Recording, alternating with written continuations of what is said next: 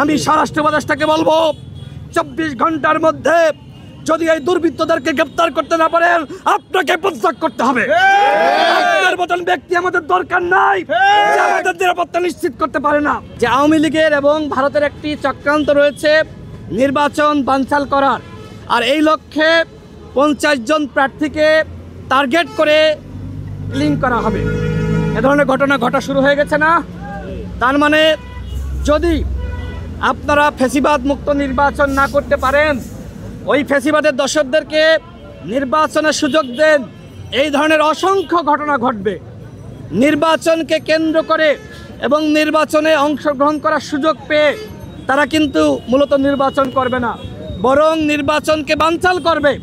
আজকে উসমান হাদিকে যেভাবে গুলি করা হয়েছে, আমি এখানে দাঁড়িয়ে কথা বলছি, আমাকেও তো টার্গেট করে গুলি করা হতে পারে না? সুতরাং আমরা যারা নির্বাচন করতে চাই তারা কোনোভাবেই নিরাপদ নয়। অন্তর্বর্তীকালীন সরকারের উদ্দেশ্যে বলতে চাই, আপনারা কি করলেন? এই 16 মাসে কেন নির্বাচনের পরিবেশ তৈরি করতে পারলেন না? আজকে আমার ভাই রক্তাক্ত বাঁচবে কি মরবে আমরা কেউ জানি না। আগামীকাল তো আমিও মারা যেতে পারি, আগামীকাল তো আমিও গুলিবদ্ধ হতে পারি।